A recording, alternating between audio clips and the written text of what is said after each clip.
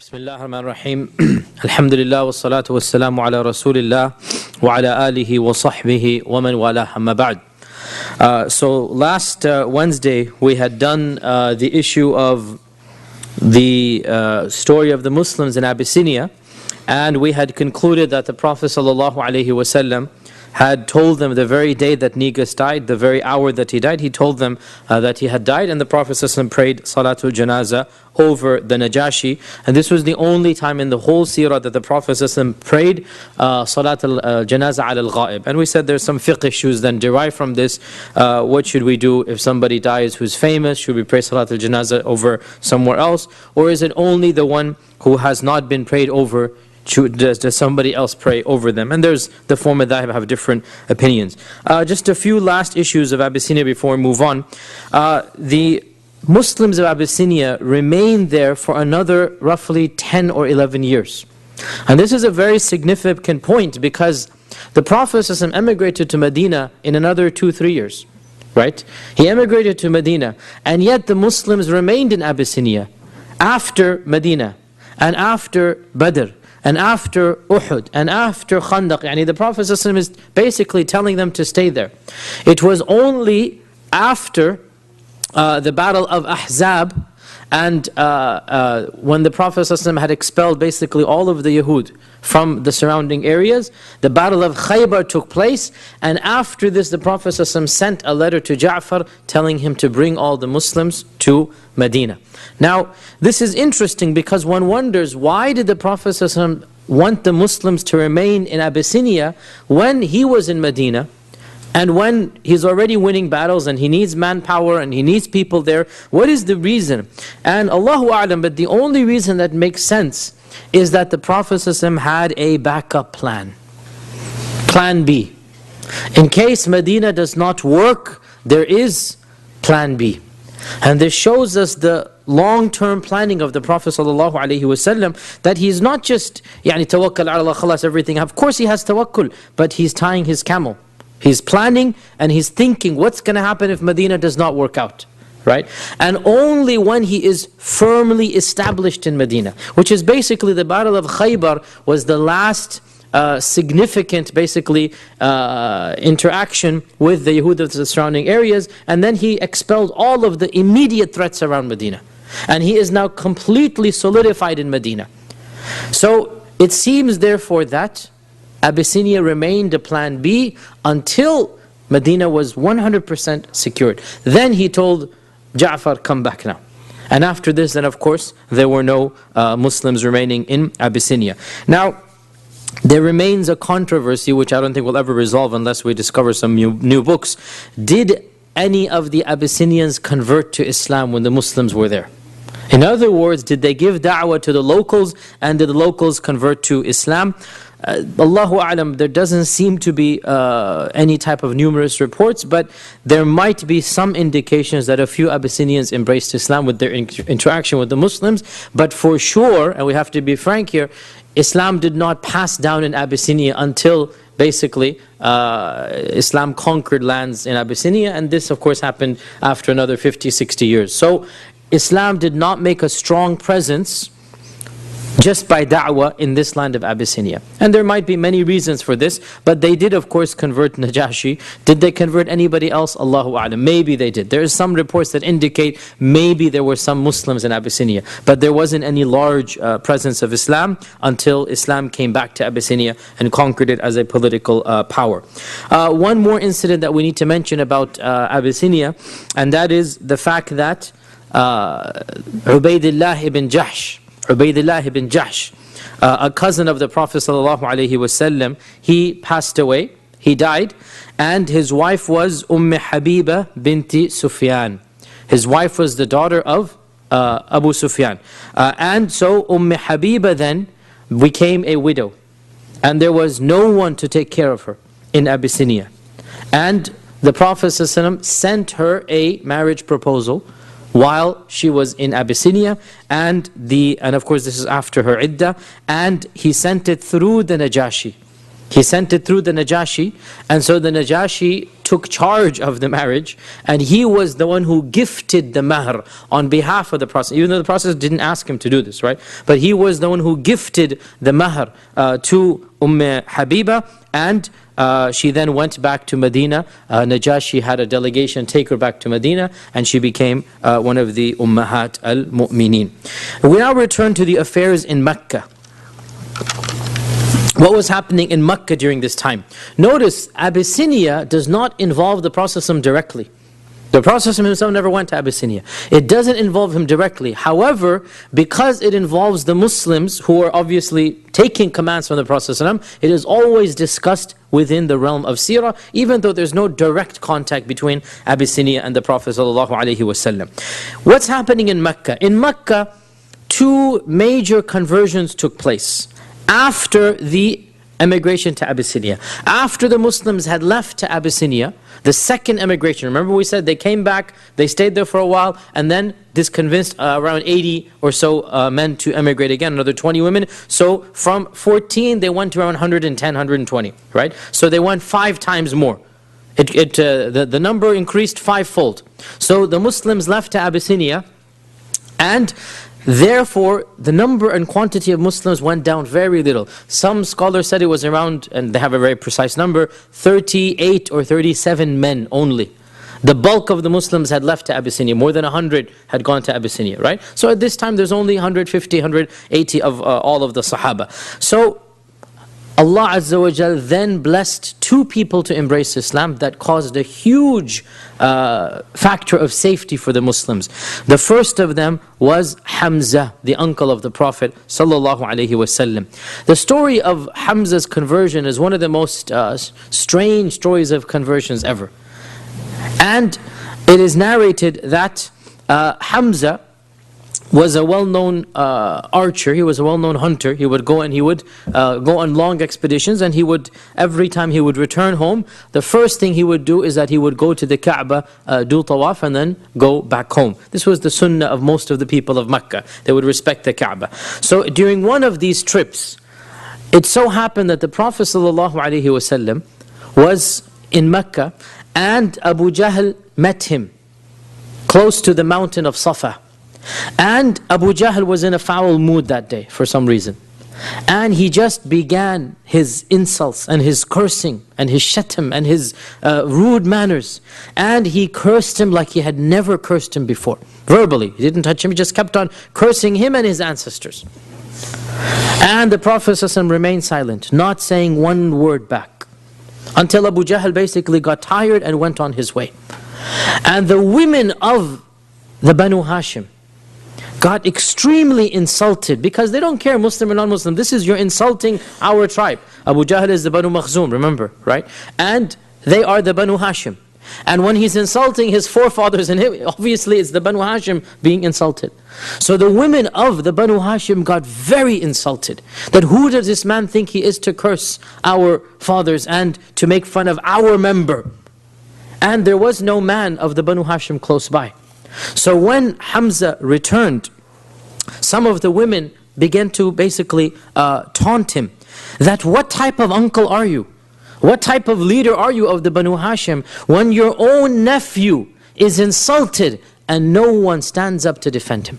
Basically, where's your honor for the Banu Hashim? Doesn't matter Islam, no Islam. It's a matter of family honor, right? That we have no honor left if one of our members can be insulted. So he said, what happened? So they said, Abu Jahl stood there for 15, 20 minutes, however long, just haranguing him, just insulting him. And not one person stood up to defend him. And he said this and he said that, and they narrated all that he said. And Hamza's blood began to boil. And this caused him to become so angry. And he asked, did the other people see, was this a public insult? Because it's a matter of pride for him, right? So the other people see this humiliation. They said the whole of Mecca saw it. Everybody saw it. It's a public insult. And so he basically lost it. And he marched to the Kaaba, still with his bows and arrows and hunting equipment. And he marched straight to Abu Jahl and took his bow and smacked him across the face with his bow. Caused a huge gush of blood to come out. And he said, "How dare you curse my own nephew?" And then he didn't even realize what he was saying, and he blurted out, "And I too am a follower of his religion." He didn't plan this. It was just anger. That, what are you going to do now? It's a matter of, look now, I also say that I'm following his religion, and I'm upon his faith. And this, of course, shocked him as much as it shocked everybody else. He didn't even think about saying this statement. It just came out of, as the Quran says, hamiyyat al-jahiliyyah, which is basically the bigoted feeling of just ancestry. This is a type of pride that has no basis to it. So he just wanted to defend the Prophet ﷺ because he's his nephew, and he's saying, he's my nephew, and I'm also one of his religion. Now what are you going to do? And Hamza was also known to be a strong man. There were a few men who were, mashallah, well known in Mecca, and Hamza was one of them. And when he hit Abu Jahl like this, and Abu Jahl was sitting down and he was standing up, the Banu Makhzum that were around him stood up to go and defend him. But Abu Jahl said, "Leave him be. For wallahi, today I cursed his nephew like I never cursed him before." Meaning, I know why he's angry. Leave him be, I cursed his nephew like I never cursed him before. And then Hamza returned home, confused, dazed. What am I going to do now? What am I going to do now? I didn't plan to accept Islam. I don't know if this is the truth or not. And he made a dua to Allah subhanahu wa ta'ala, and he said, "Oh Allah, you know that I am one of the leaders of the Quraysh, and I have now said something that I don't know, I cannot take it back. It's too embarrassing to take back. So if this matter is true, then cause my heart to be guided to it. And if it is not true, then cause me to die right now. I'm in a trap now. Because I just said I'm a Muslim, but I don't believe in Islam." And so he made this dua to Allah, and he spent the most miserable night of his life, tossing, turning, thinking what to do. And the next morning he went to the Prophet ﷺ and he said, "Oh my nephew, this is what happened yesterday." And he explained what happened. Now what should I do? He hadn't intended to convert. So the Prophet ﷺ stood up and began talking to him, admonishing him, telling him about Islam, exhorting him, convincing him of La ilaha illallah, until finally after that conversation, Hamza said, "I testify that you are a truthful person, and you're speaking the truth, and now I don't ever want to return to the paganism or the religion of my forefathers." So Hamza's conversion story was not one that initially he was sincere for Islam. Rather, he was sincere for tribalism. And it just came out, but when it came out, what is he going to do now? And so he made a dua to Allah, "If it is really true, O Allah, then open my heart to Islam, otherwise cause me to die." Well, he didn't die. And as he thought about it and the Prophet convinced him, he said, "This is indeed the truth." And of course, Hamza then became the Sayyid al-Shuhada, the leader of the Shuhada in the Battle of Uhud. In the Battle of Uhud, as you all know, he died a very tragic death, and he became the leader of the Shuhada. So when Hamza accepted Islam, this was a big boost for the Prophet ﷺ, because he finally had support from the elders of the Quraysh. He finally had this. Hamza's conversion was the senior most Qurashi to convert up until this point. I mean, he's the son of Abdul Muttalib. What more do you want, right? He's the brother of Abu Talib, the chieftain. What more do you want? So the senior most person to convert was Hamza up until this point. And when Hamza converted, Ibn Ishaq says, they had to tone down their animosity. They had to tone down the irritation of the Prophet ﷺ and the Muslims. So the conversion of Hamza was a big boost. A few days later, according to one report, 3 days later, Allah followed it up with another boost. Nurun ala nur. And that was, of course, the conversion of Umar ibn al-Khattab. The conversion of Umar ibn al-Khattab. And the conversion of Umar, along with the conversion of Hamza, it most likely occurred in the month of Dhul Hijjah of the 6th year of the Da'wah i.e. around 4 or 5 years before the hijrah, the 6th year of the da'wah. And so both of them, they converted, as we said, very short after one another. One report says only 3 days between them. And I already mentioned to you last week the story of Layla binti Abi Hathman, that when she was packing her bags and going to Abyssinia, I already mentioned the story, and she was in a very irritated mood because they're leaving their homeland. This is for the second hijrah, not the first one. The second hijrah when they have to leave again.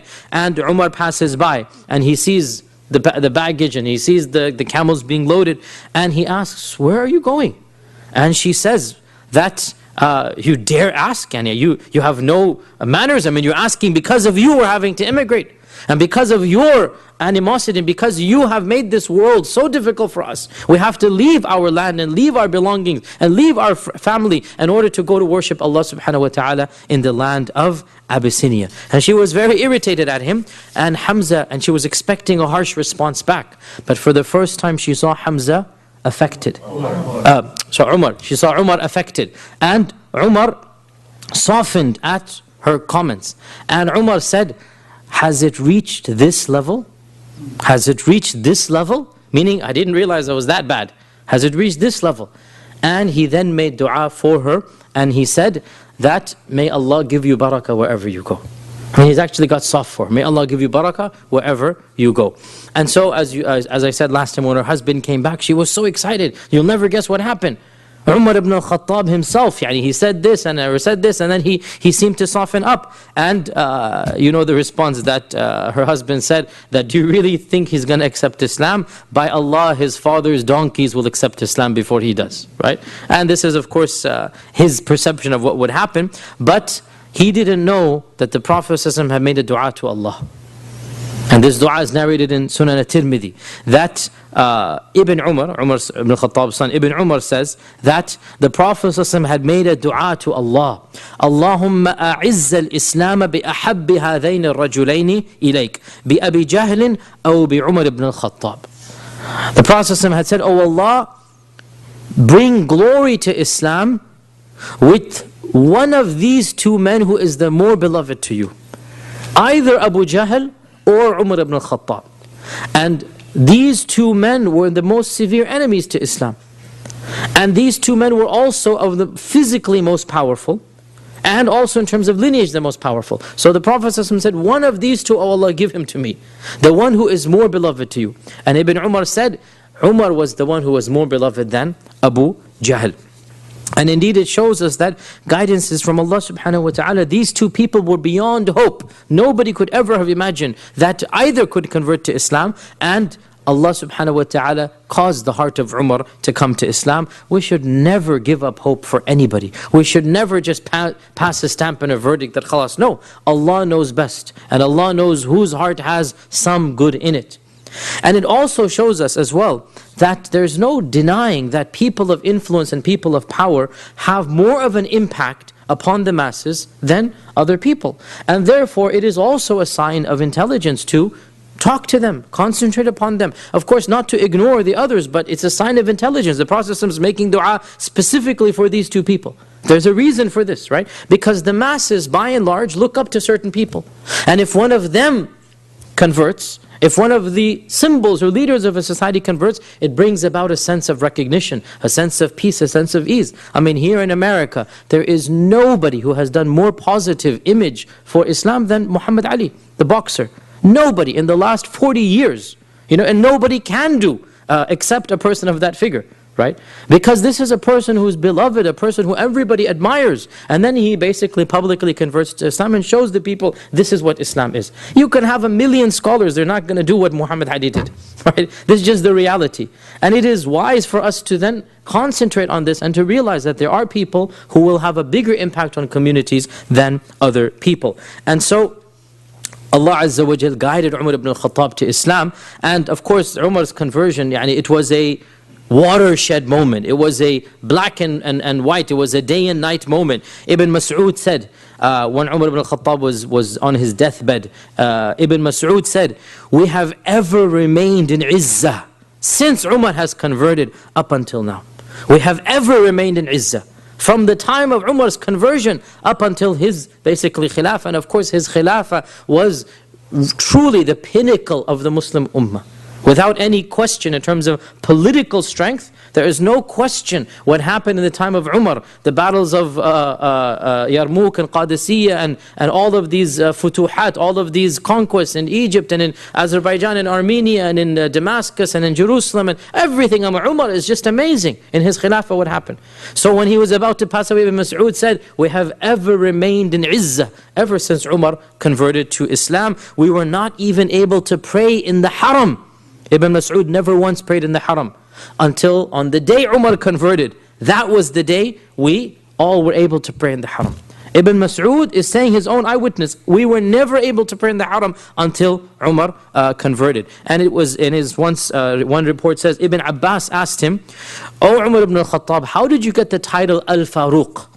How did you get this title? Because we have Abu Bakr as-Siddiq, Umar Al-Faruq. How did you get the title Al-Faruq? Al-Faruq means the one who divides truth from falsehood, the one who divides good from evil. This is what Al-Faruq means. So he said that the Prophet ﷺ gave me this title when I converted and we marched to the Kaaba on that day for the first time.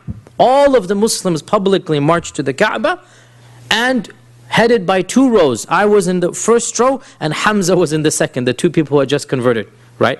And we marched to the Kaaba and we basically had a jama'ah, a saf. For the first time we prayed in public.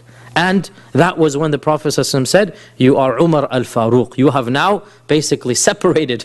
You have allowed the truth to come public now. So the Prophet himself gave him the title of Al-Faruq. How did he accept Islam?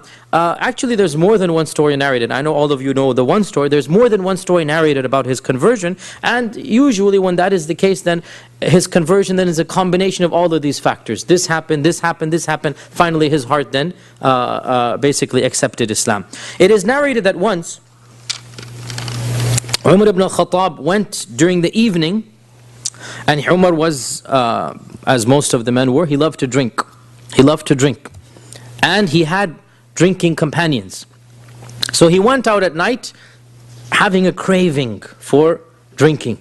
He went to the house where all of the young, he was young at this time, 25 years old or so, where all of the young men would go and drink. And he found that none of them were there. He went to another house, then for some reason they were not there. He went to the wine cellar, even the wine cellar was not there, the one that they get their wine from. So he said, let me just go to tawaf now. It's amazing, instead of the pub he goes to the haram. He just wants to get out of his mind basically, right? Let me go to tawaf now, get my mind off of this craving. So he went at night to the Kaaba, and there are no lights, it's a dark place, you know. And he heard the Prophet ﷺ reciting Qur'an, all alone, in the middle of the night basically, right? Praying in front of the Kaaba, subhanAllah. No fear, no nothing. No guards, he's just praying in front of the Kaaba.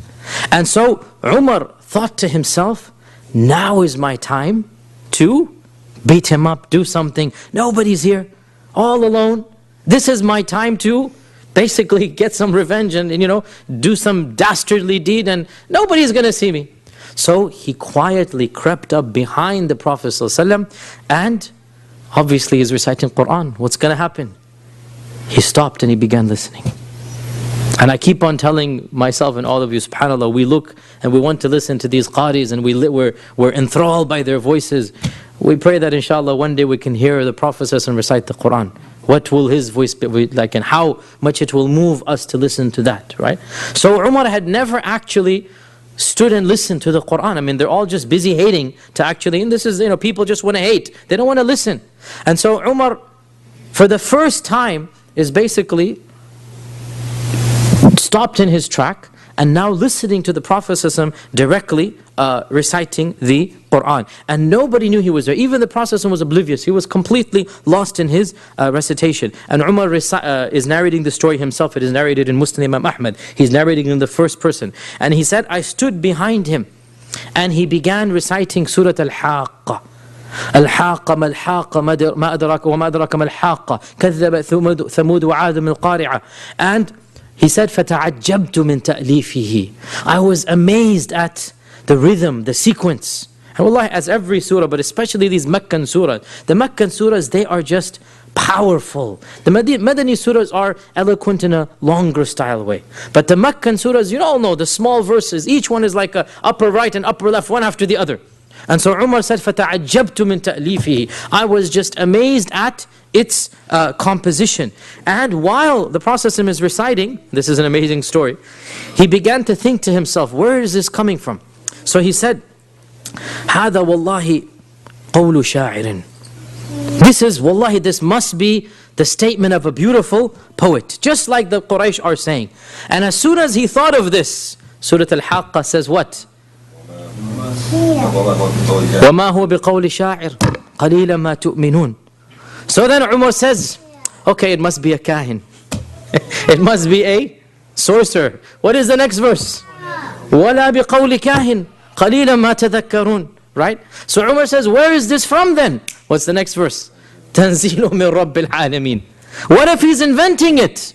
وَلَوْ تَقَوَّلَ عَلَيْنَا بَعْضَ الْأَقَاوِيلِ لَأَخَذْنَاهُ بِالْيَمِينِ ثُمَّ لَقَطَعْنَا مِنْهُ الْوَتِينَ. Basically, it's a conversation that Allah is having with Umar ibn al-Khattab through the Prophet ﷺ, and the Prophet doesn't even know about it. Doesn't even know about it, because he's just reciting the Quran and Umar is just thinking thoughts to himself, right? What if this is a poet? This cannot be the poet. You have no thinking. You're not thinking through. Well, what if it's a kahin? It's not a kahin, don't you see? Well, where is this from? It's from Allah Azza wa Jal. تَنزِيلٌ مِّن رَبِّ الْعَالَمِينَ. What if he's inventing it? If he were to invent anything and ascribe it to us, we would hold him by the right hand and cut off his jugular vein. He would never dare ascribe anything to Allah subhanahu wa ta'ala. So basically every doubt Umar is thinking, Surah Al-Haqqa is responding back to at that very time, until he finished the whole surah. And Umar ibn al-Khattab said, that was the first time Islam entered my heart and took over it. He didn't accept yet, but that was the first time that he became a little bit sympathetic to Islam. And he didn't do anything to the Prophet ﷺ, and he went back home. Then of course the famous story happened that all of you are familiar with, that one day the people of the Quraysh were sitting around and Umar was with them. And Abu Jahl once again began his tirade against the Prophet ﷺ. And Abu Jahl said, this man has done more to insult our fathers and gods than anybody else. He has cursed our religion. He has said that anybody who worships idols will be punished and going to hell. This means our forefathers. He is making fun of our forefathers. Who will finally rid us of this man? And by the way, there were multiple assassination attempts, multiple talks of killing the Prophet ﷺ. And of course, towards the end, it got more and more and more. And that's why he had to make hijrah. So this is one more talk like this in the 6th year of the hijrah, 6th year of the da'wah. Abu Jahl says, by Allah, anybody who succeeds in doing it, I promise him 100 camels, red and black, the choicest colors. And as I said, red camels actually means dusky brown. That's what they called red camel. Not a red like we have red. There is no such thing as a red camel. But by red they mean the camel, the color that we think of when we think of a camel. They called that a red camel. And then of course, black camels were also prized. These were the two most expensive camels. So he said, I'll give him 100 camels, red and black. And I'll also add 100 uqiyya, pouches of silver. Basically, I give my entire wealth, whoever goes kills this man, a'udhu billah. So Umar now got greedy and said, well, let me go do it. Khalas, this is a good amount of money, let me go do it. And so he went back home, he took his sword out, and he walked with an unsheathed sword. As you all know the story, he walked with an unsheathed sword. And here, the riwayat of Ibn Ishaq and others say that a number of things stopped him along the way. And he heard voices with poetry, with eloquent Arabic, telling him that, what are you doing? This is just a man saying La ilaha illallah. So basically there seems to be some supernatural events happening, and he kept on ignoring and just not thinking about it. Until finally he passed by Nu'aym ibn Abdullah al-Nahham. And Nu'aym ibn Abdullah had just accepted Islam, but he had not told anybody about it. And he saw Umar with this anger, with walking with the sword up and down the streets of Mecca. And he says, where are you going? Umar, what happened? You can see death in his eyes. And where are you going?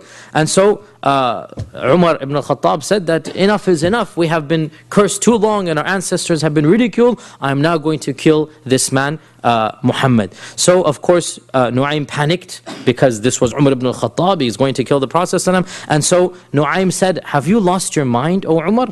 Do you really think that the Banu Abd Manaf, the tribe of the Prophet, the Banu Abd Manaf, the Banu Hashim, will allow you to walk on the face of this earth after you kill one of their own? You're not going to live any longer. And if you really want to do something, go back and fix your own family first. What do you mean, fix my own family? Don't you know? No, what do you mean? Your own sister and your own brother-in-law have accepted Islam. Why are you going to the Prophet? Go fix your own family first. Now Nu'aym, of course, he's thinking, let me just get him off the back of the Prophet. He's not going to harm his sister, is he? So go to your own family, get him off the way. Let him calm down.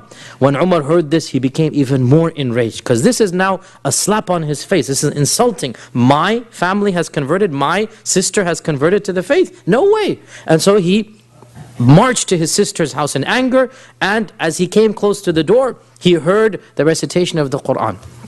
He heard the recitation of the Quran. Because the Prophet ﷺ, every time somebody converted, he would be assigned a teacher. He would be assigned a teacher. And so they had assigned Khabbab ibn al-Arat. We talked about his story before.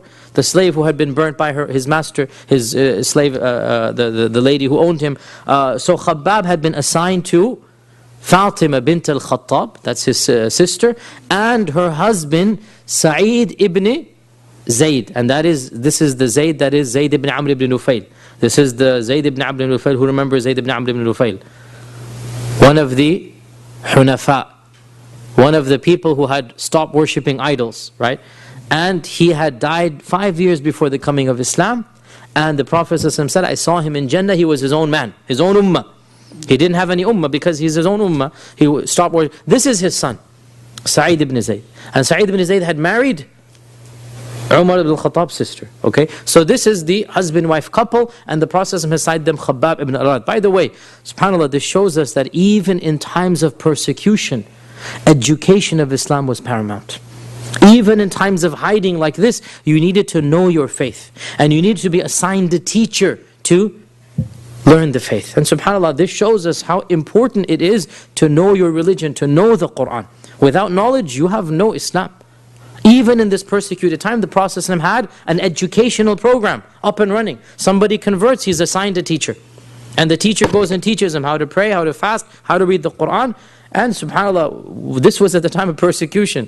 Fast forward to 2011, 2012 in America. Somebody converts, we all come and hug him and Jazakallah, and then khalas, never hear from him again. Wallah, it's a sad state of affairs that we don't have any sense of community, any sense of taking care of those who convert. Whereas those in the time of the Prophet, in this persecution, complete secrecy. And there is clearly a educational program.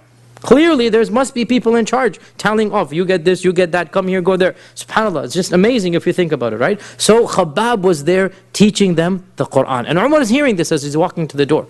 And so Umar barges up, began slamming on the door. And he hears scurried sounds that Khabbab is being put in the closet. And Fatima took the Quran and basically almost sat on it. She put her skirt on top of it so that he wouldn't see there was a copy of a parchment, or maybe it was written on stone. We don't know what it was written on. But in those days, they didn't have paper, as you know. So something is written on it. Maybe it's most likely, it would be some type of stone or tablet. So she puts it on the bed and then puts her skirt on top of it.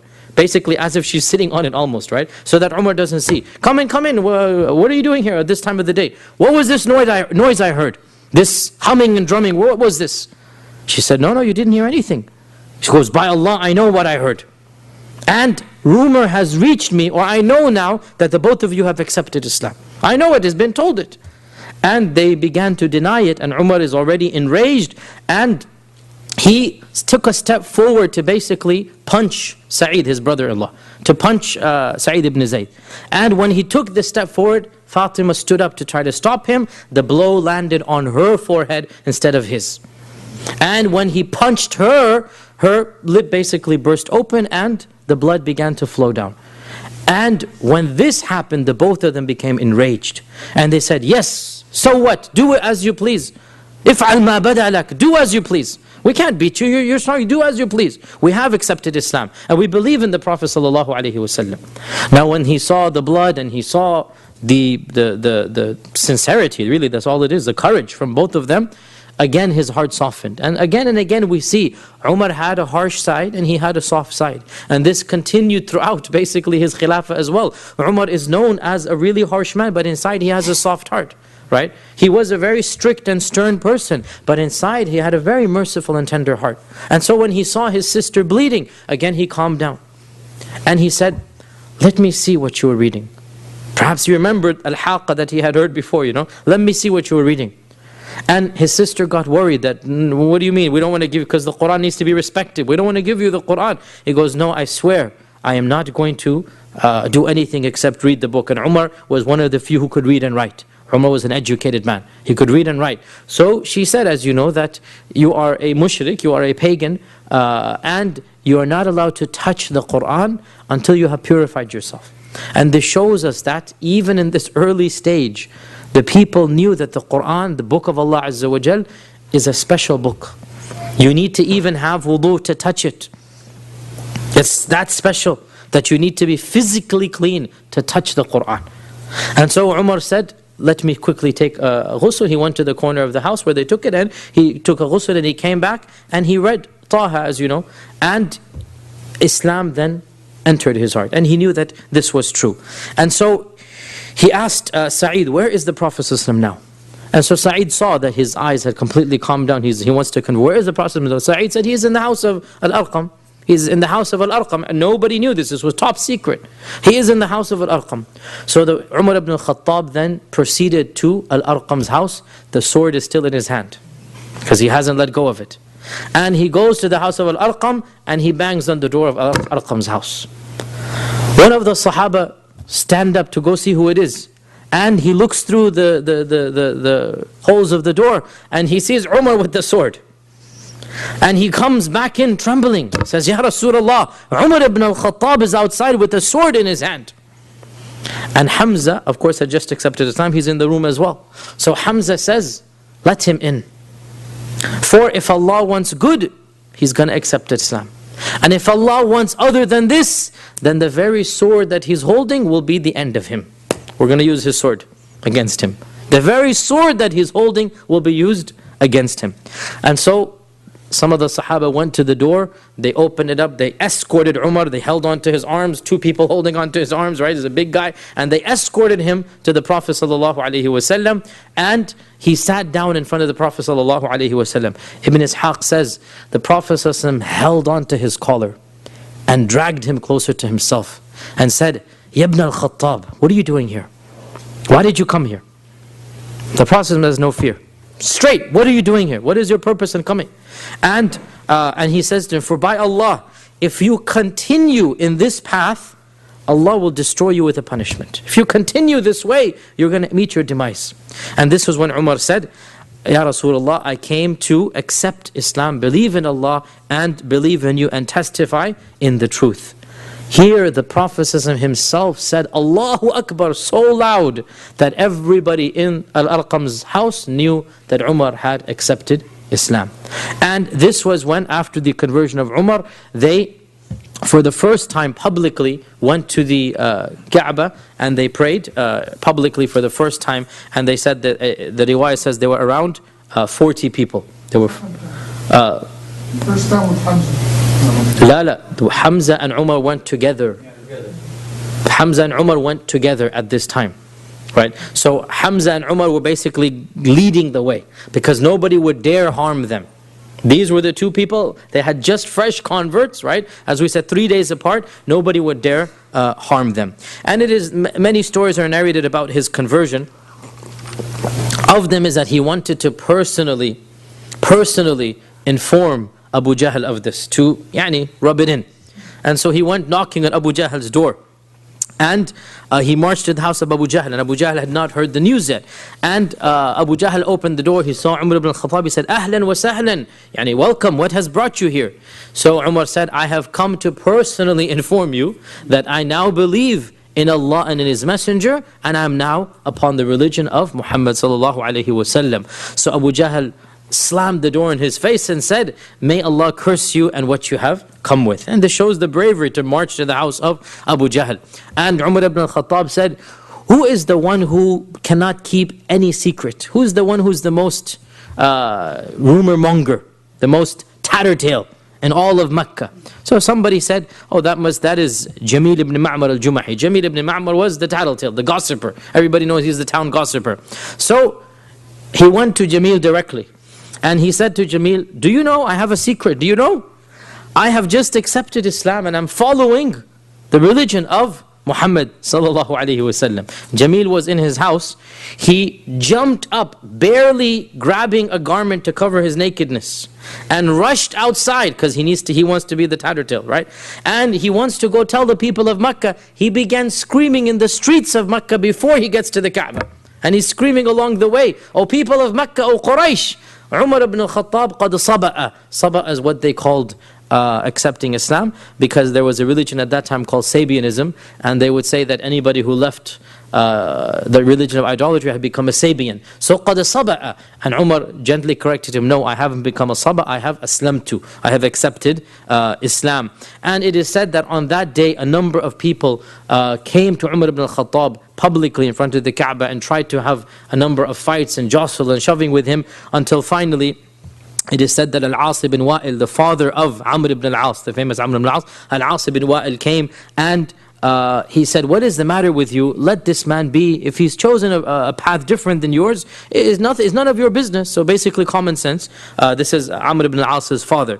And so Amr ibn al-As's father, Al-As ibn Wa'il, gave him protection and let him be. And of course there are so many blessings of Umar ibn al-Khattab. One of the most authentic and simplest blessings narrated by Bukhari, the Prophet ﷺ said that there were people before you who were communicated with. That's what it says. Muhaddathun. Who were communicated with, meaning by the angels. But they were not prophets. There were people before you, angels would communicate to them, but they were not prophets. If there is anybody in my ummah like this, then it is Umar. If my ummah has this type of person, then it is Umar. And Umar ibn al-Khattab's blessings go on, and it is enough of a blessing, as we said, that you see what happened in his khilafah, and you see the izzah of Islam and how strong Islam became. Islam quadrupled in size in the time of Umar ibn al-Khattab. Abu Bakr saved Islam by preserving the Arabian Peninsula. But he didn't really, Allah just will. We needed the Abu Bakr to basically solidify, or else it would have fragmented. Umar came and then it literally quadrupled in his time. And Uthman's first 6 years were just a continuation of Umar's policy. So with these two conversions, the Quraysh really felt threatened. Two things that happen now that is just astounding. Number one, the bulk of the Muslims have fled to a foreign land. And this is humiliating. It is threatening because they don't know what they're going to do over there. They're out of their power. Number two, two of the most promising men of their town have converted. And so this caused them to really come together and think about what they would do.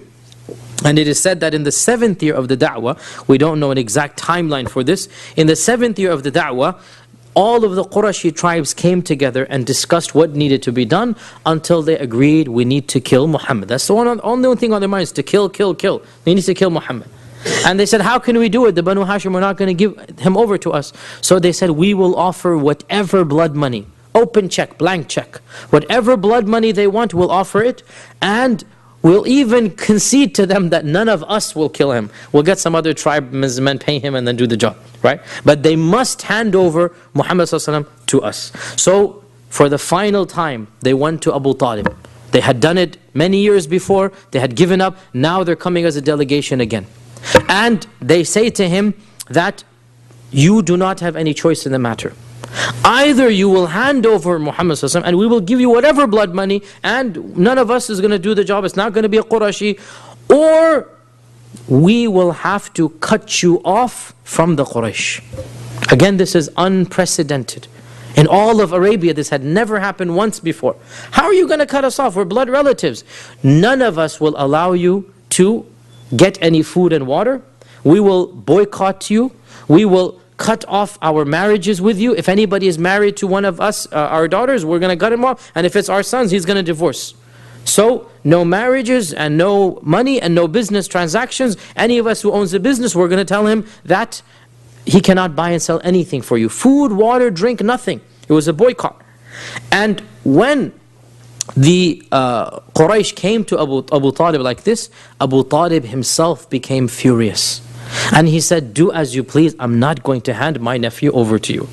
And most likely voluntarily, one report says they were forced, but most likely voluntarily, Abu Talib therefore decided that if we're not going to be able to buy and sell in Mecca, we're going to not have any access to the shops of Mecca, then let us go and live elsewhere.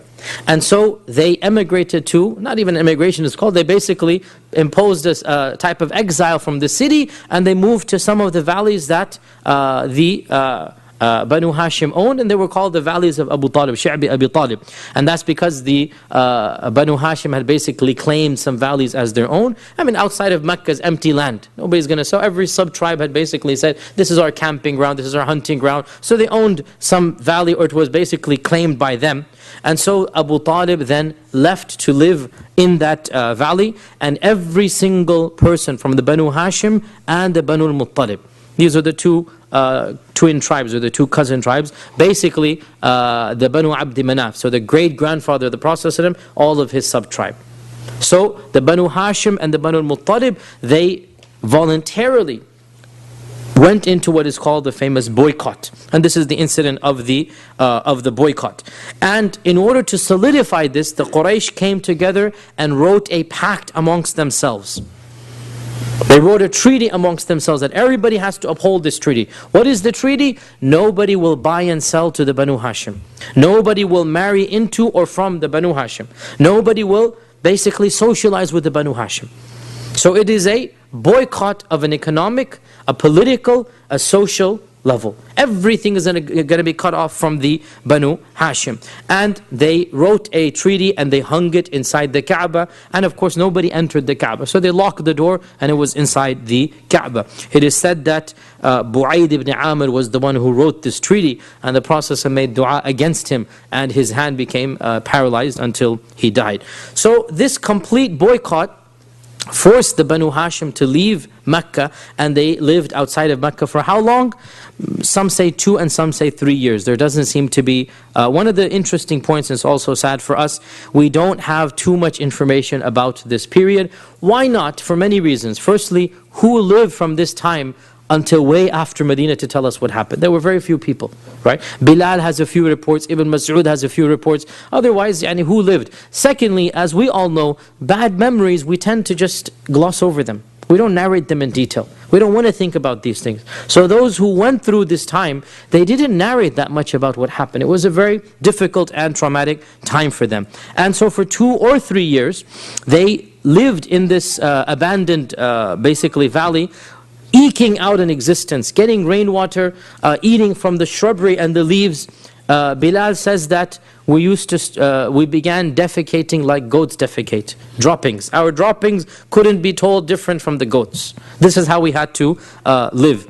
And one of their main sources of food was that every few weeks somebody felt sympathy for them and would send in some secret supplies into the valley. It was a somewhat closed valley which had one main entrance where a camel could go through, and so they would go to the entrance in the middle of the night. The most famous amongst them was of course Mut'im ibn Adi.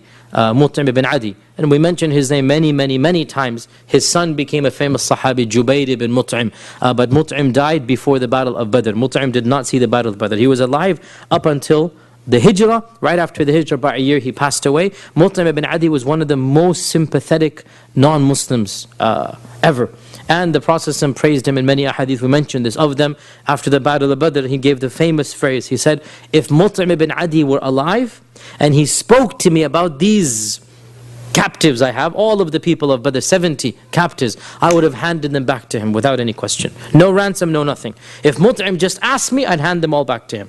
This is Mut'im, the one who every few weeks, every few months, he would just go with a large camel, laden with food and supplies and water and grain, and just hit it on the back and send it into the valley. And of course, when they caught it, then they could dry the meat, they could keep it and last for many, many weeks. The Arabs knew how to take care of the camel in that sense. It is also reported that a few other people, Hakim ibn Hizam, who was Khadija's nephew, and he later became a famous Sahabi. Hakim ibn Hizam also would do this. Once in a while, he would send in some food secretly. Otherwise, they eked out an existence. It is said that when they tried to go to the city, even when foreigners came, because foreigners are not under the boycott. During Hajj season, they're coming with supplies. Sometimes they try to sneak in some food. Sometimes they were successful. Other times, if they were caught or the people saw them, Abu Jahl would come and say, do not sell to these people. I will pay you double whatever they're offering you. I'll pay you double. Because those people are not barred, right? It's only the Quraysh who are barred from selling to the Muslims. So when a foreign businessman came, even then Abu Lahab would say, or Abu Jahl would say, don't pay anything. I'm going to pay you double. Even during these 2-3 years, the Prophet ﷺ continued to give da'wah during the Hajj season. He would go out of the valley and he would meet with the tribes during the Hajj season and continue to try to find converts to the faith. When did and how did the boycott stop? As we said, the boycott probably lasted 2 or 3 years. And a number of incidents happened that brought about its conclusion. The first of these is that the Prophet ﷺ made a dua against them and said, "Oh Allah, send upon them a famine like the famine of Yusuf." That bad. Send upon them a drought and a famine like the famine of Yusuf. And so the famine became so bad for the people of Mecca that they were forced to eat carcasses and to chew on dead animal skin. They had nothing else left after that time, and they realized this was because of the dua of the Prophet ﷺ, and they sent some messengers to try to bring about some reconciliation. The second incident, and again all of these things shows that 2, 3, 4 things happen at the same time. The second incident is that some of the people of Quraysh whose hearts were softer, we already said this, some of their names, they decided that they should do something to break the pact. And so the main one here was Hisham ibn Amr, and Hisham ibn Amr was the grandson of Abdul Muttalib through his mother. His mother was Atiqah. His mother was Atiqah, binti Abdul Muttalib. So his mother is the aunt of the Prophet ﷺ. So the Prophet ﷺ is his cousin through his mother. So his mother's brother is Abdullah. So Hisham ibn Amr felt that he needed to do something. So he called his friend Zuhair ibn Abi Umayma, and they said, what can we do to bring about an end to this boycott? So they said, first thing we need to do is to bring about all of the people who are sympathetic, get them together. It's common sense. Get some strength together. So they thought, who can they invite? And they invited the people whom we mentioned, Mutim ibn Adi, number 1 on their list. Mutim ibn Adi, let's bring him in. Abu al-Bukhtari ibn Hisham, other people, 3, 4, 5 people whom they knew did not like the boycott. Strength in numbers as always brings you that strength. And then they said, what can we do? What plan can we do? So Zuhair said, I have a plan. Tomorrow, when all of the people are in the gathering of the Quraysh, in the Nadi, in the parliament, this is what we're going to do. So he laid out a plan. The next day, they went to the Kaaba and they all seated where they usually sit. Everyone goes to his place in this corner, that corner, that corner. Then Zuhair stood up and he began asking, and Zuhair was the one who was the farthest removed genealogically, so the least doubt will be about his niyyah, about his intention. Yani if Hisham had stood up, they're going to say, you're his cousin, who are you? So Zuhair is a bit farther away.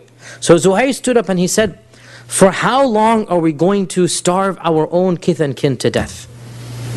This is a evil thing that we have. So he's brave, he's basically speaking the truth, right? Abu Jahl became furious. Who do you think you are? We all agreed to this treaty. So when he said this, Hisham stood up. No, I didn't agree. You agreed. This is your idea. What do you mean it's my idea? We had a meeting here. Mut'im stood up. No, we didn't. This was something you forced on us, right?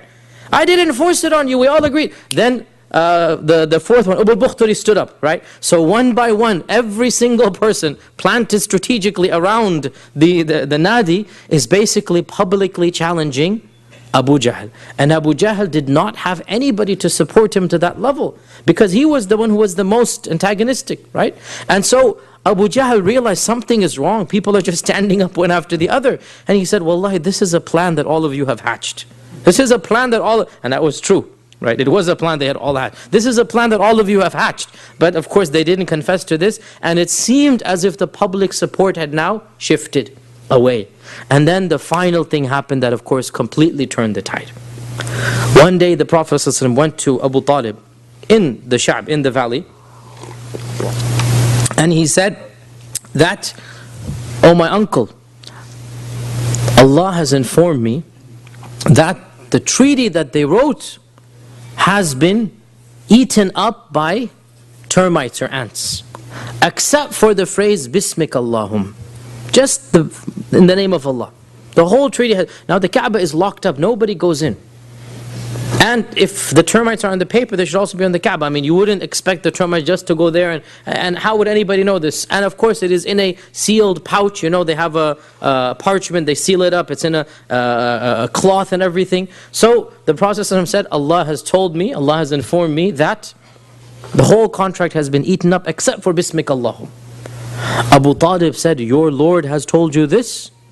He said, yes, he has told me this. Abu Talib said, I will stake my whole case on this. He said, yes, stake it on this. So Abu Talib then, for the first time since the enactment of the treaty, marched back with the group of basically non-Muslims of the Banu Hashim. And this shows us, subhanAllah, how strong are the ties of Jahili kinship.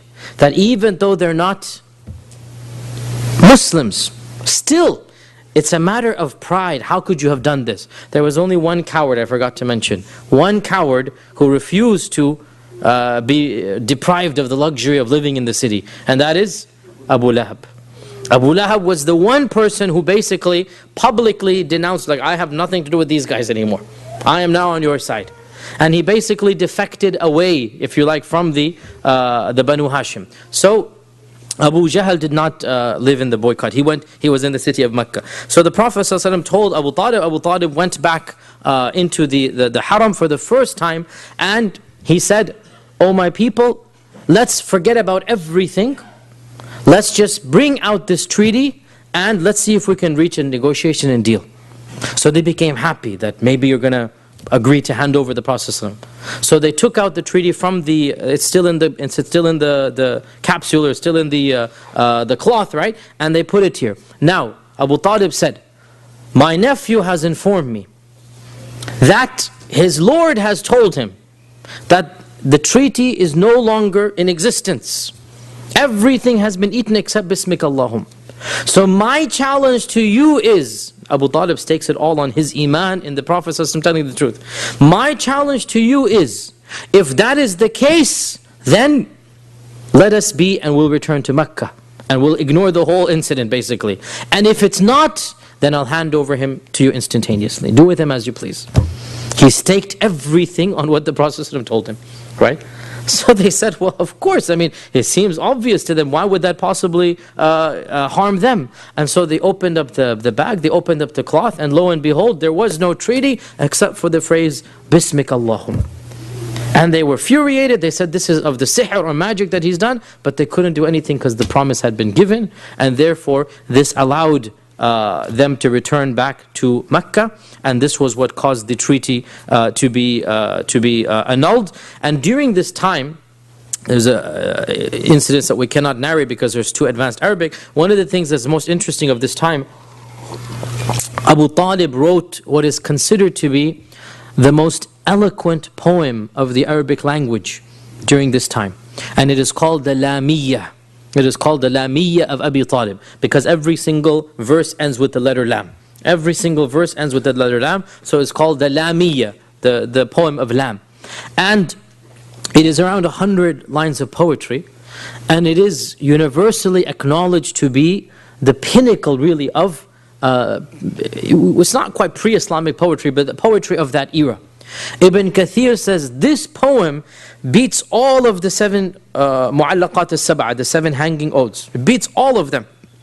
Not just in style, but in content. Because the 7 hanging odes, they talk about women and love and romance and wine. Whereas this one is talking about the Quraysh's treatment of them, and how evil the Quraysh were and what they did.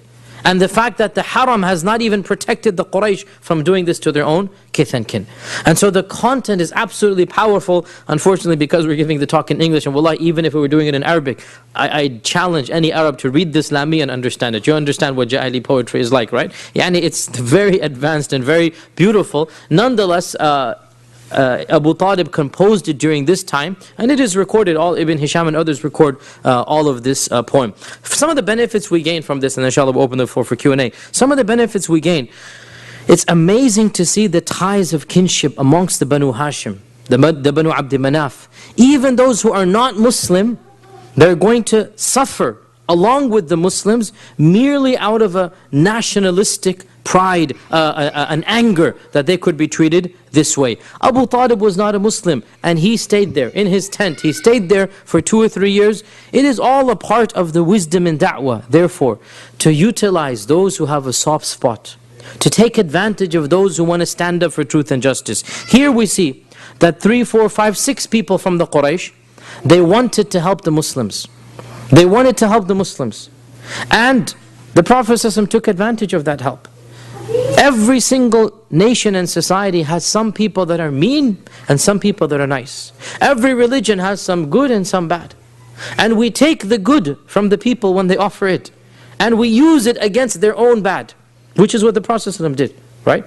These were Quraysh. Not all of them were evil and mean-spirited, even if they're all pagans and idol worshippers. Some of them wanted to break the boycott. And so the Prophet ﷺ took advantage of that. And we too in this land, we're going to find people who, they have nothing but hatred of Islam. They don't want to hear anything. And there are others who want to stand up for truth, for freedom. They want to be open-minded and tolerant. And just like the Prophet ﷺ, we need to take advantage and reach out to those who are open-minded, reach out to those who want to support freedom, and use it against their own bigotry, like the Prophet ﷺ did. And therefore, from this story, we learn that the Prophet ﷺ and the Sahaba, they returned back to Mecca probably 2.5 years, because some riwayats they say 2, some say 3, probably around the 10th year of the da'wah, when the Prophet ﷺ was around 49 years old, they finally returned to Mecca. But unfortunately, as we'll discover soon inshaAllah, as we continue, Allah subhanahu wa ta'ala tested them with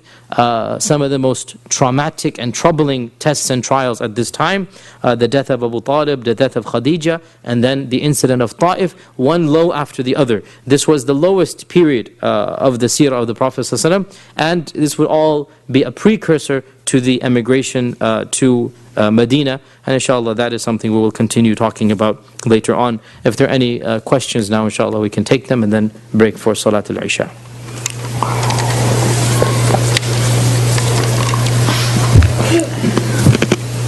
The precursor, was that also a precursor to Mi'raj? The issue of Mi'raj we will talk about inshallah as well later on. There are so many opinions when Mi'raj took place. Some say 5th year of the da'wah, some say 7th year of the da'wah, some say 10th year of the da'wah, some say the last year of the da'wah. There's even an opinion that there were multiple Mi'raj. There's even an opinion that there were multiple Mi'raj. One of the biggest problems that the researcher of the seerah has, there was no calendar at that time. There was no dates. Nobody said, in the 5th year of the da'wah, in the 7th year of the hijrah, nobody said that. We all know the calendar was initiated by Umar in the 17th year of the hijrah, correct? Right? So nobody is telling us dates. They're just telling us things that happened. And every single book of seerah that you read in our times is a reconstruction of many, many small tidbits narrated that the author of the seerah book has to reconstruct. And Ibn Hisham himself is no exception. That even Ibn Hisham has to reconstruct events because he doesn't know when exactly it took place. So Ibn Hisham is one opinion. You might find another opinion in Ibn Sa'd. You might find another opinion in other books.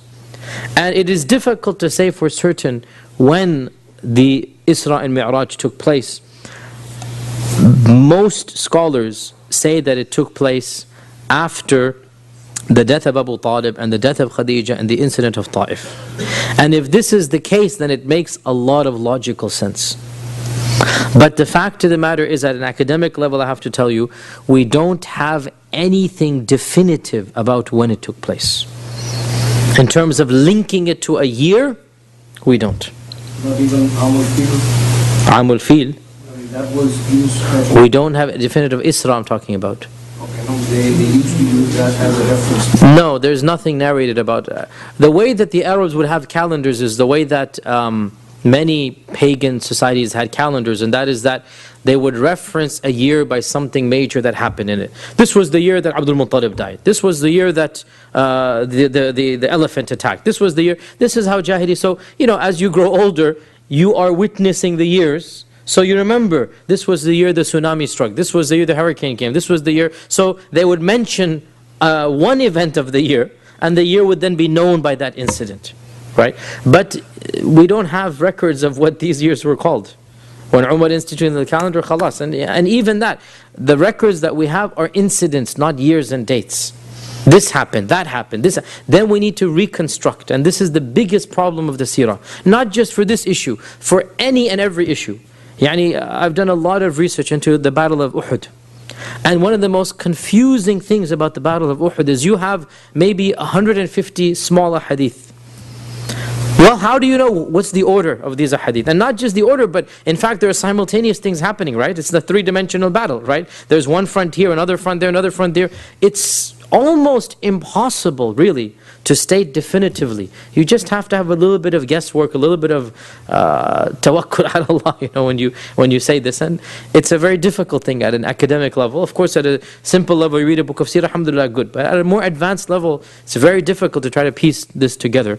And I feel it is not fair to not tell you this. So I think it is appropriate that you should know academically, Isra wal Mi'raj. Of course, we believe it happened. It's mentioned in the Quran. There are so many ahadith, but when did it happen? We really don't know. If somebody were to say the 5th year of the da'wah, there would be evidence for that. And if somebody were to say the 10th, 11th year of the da'wah, there's evidence for that. Allahu alam. You talked about not losing faith when you talking about Islam, the message. In your experience, what is the wisdom for people? I mean, the people who are very adversarial and we face them, and there's some who are more receptive. How do we decide, or how do we get that kind of a judgment of what's the time to stop? Because that's not always an easy thing to do. Talk about it in a different way. So the question is, how do we know when to stop and when to continue? There's no doubt that we have a limited life and limited resources, and we need to prioritize. Basically, we plant seeds where there's fertile soil. There's no doubt about that. We are active where there is a room for being active. And when we find a stubbornness, a wall being put between us and the person, we feel disinclined to engage. Notice that the Prophet ﷺ, in the early phase of the da'wah, i.e. when it was private da'wah, he only went to those whom he thought would be open-minded. And he didn't even go to Abu Lahab. That's why Tabbat Yada Abi Lahab came down. He didn't go to Abu Jahl. So we need to have this sense of, well, who do we think is going to be more productive to go to? When I said we don't lose hope, I mean we don't pass a verdict on somebody and say, khalas, there's never any hope for him. There's no doubt our resources are limited. We will have to choose the people that we feel are more conducive, more open-minded. And that will be a judgment call. Even if we're wrong, our ijtihad will not be punished by Allah. We're doing our best. And if somebody comes to us, like Umar came to the Prophet never approached Umar, because he didn't think it was wise to do so. He didn't approach Abu Jahl, but he did approach many other people who didn't accept Islam. Al-Walid ibn al-Mughira, we mentioned him, right? He went to Al-Walid multiple times. Many of the other seniors of Quraysh. So we need to use our better judgment. And also, of course, there's a common sense point. Whoever you have access to, your circle of interaction is unique to you in the whole world. Nobody has your degrees of influence, right? Nobody has your circle of interaction. So you need to see what is the best way, the best time, the best methodology. And inshallah, whatever ijtihad you do, you're going to be rewarded for this, inshallah. Sisters, any... go ahead. Approach Abu Jahl multiple times. That was in the Seerah books when it mentioned that he approached him with the dawah multiple times. In private or with a group? Because I don't remember in private ever. Maybe there is some, but what I recall. The story was it was a rain, and Abu Jahl said, if somebody is going to come to my door and ask for something, I would give it to him. And then Prophet ﷺ, it was a story that he went and he knocked on his door and said that I would have given it, but I'm not going to accept it. It was a story which was intention. I'll have to look this one up. Allahu Alam. I mean, from what I recall, he never approached Abu Jahl one-on-one. It was always in a gathering. But if this is true, then this is true. I'm sorry to ask you another question. Regarding Umar, for instance, he was firm in his conviction even in abortion days. He wasn't striving. Rasulullah, he prayed for Abu Jahl and Umar. Why Abu Jahl? Because these were the two most powerful, most influential people. So he is saying, oh Allah, gift me one of these two people. Gift me one of these two people. And he knew that Allah could do whatever He wants, right? So from this we derive, like I said, it is a part of our wisdom to concentrate and to give extra attention to those who are people of respect and power and knowledge and whatnot. There's no question about that. Sisters, any questions from the sisters? None? Yes, go ahead. In Hashim, although the boycott was actually against Muslims, but they went with them because they were their king. How far can the Muslims reciprocate? How far can the Muslims reciprocate? There is no clear-cut line about this, and it's something we need to leave to the scholars of every era to discuss how much reciprocation is allowed. You know, as long as the sha'air of Islam are not compromised, as long as we don't have to worship false gods or do haram, right? To defend with life, limb and property, this is something the scholars will decide. That to what level can we go to? It's a very deep question, and it's a very pertinent question in our times, looking at the circumstances we're in. And it is a question that varies from time to time and place to place. And it varies from conflict to conflict as well. Right? What might be permitted in one conflict might not be permitted in another. So we leave it to the scholars of that era. And I know it's a cop-out answer, but it is the truth. It's not, we cannot have a precise answer for this. At times we will defend them to the death, and we expect Allah to reward us. Right? And at times it's not something that is worth our lives, and we'll just defend financially and verbally. And it depends, as we said, time to time, place to place. With this, I'm afraid I have